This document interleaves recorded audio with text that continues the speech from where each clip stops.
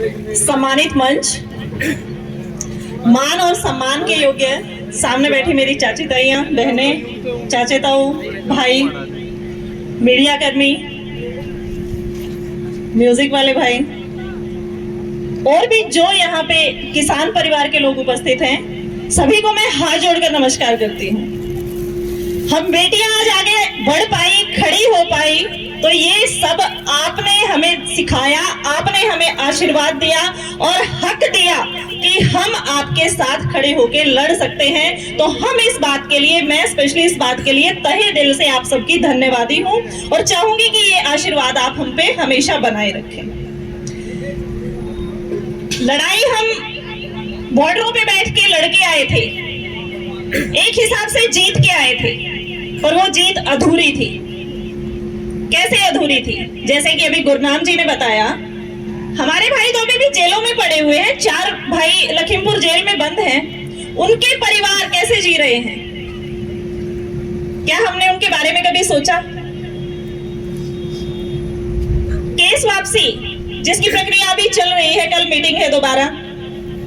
हमारे बच्चों का भविष्य अधर में लटक गया, सरकारी नौकरियों के फॉर्म नहीं भर सकते, विदेशों में नहीं जा सकते। बहुत गलत बात है। कहने का मतलब है कि लड़ाई खत्म नहीं हुई है, लड़ाई तो हमने लड़नी सीखी है। ये आंदोलन हमें ये सिखा के गया है कि अपने हकों के लिए अगर मजबूत होकर हम खड़े हो तो हम सत्ता के लोगों से अपने हकों को छीन के वापस ला सकते हैं। लेके भी आए हैं और आगे लेके भी आएंगे, इस बात की गारंटी हम रखते हैं।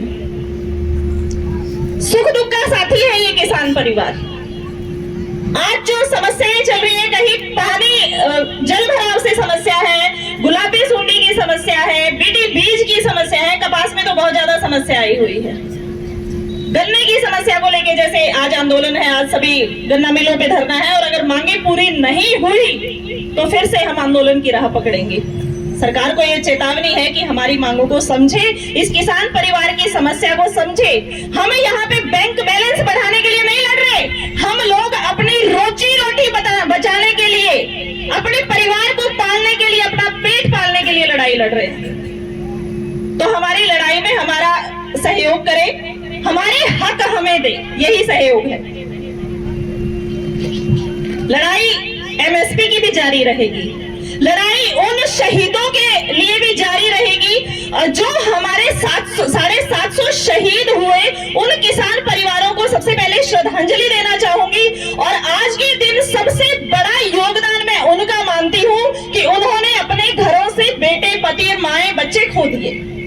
हम आज सुरक्षित तो हैं, हम आंदोलन लड़के घर तो पहुंच गए थे। उन परिवारों का क्या जिनके बेटे चले गए? तो हमें उन परिवारों को हमेशा याद रखना है, सिर्फ याद रखना और श्रद्धांजलि नहीं देनी है। जितना आसपास के लोग जिला वाइज मदद कर सके, हमें उनकी मदद भी करनी है। बार त्योहार पे हम उनके घर जाके भी उनको सांत्वना दे के आ सकते हैं, मिल के आ सकते हैं, उनके सुख दुख में शामिल हो सकते हैं।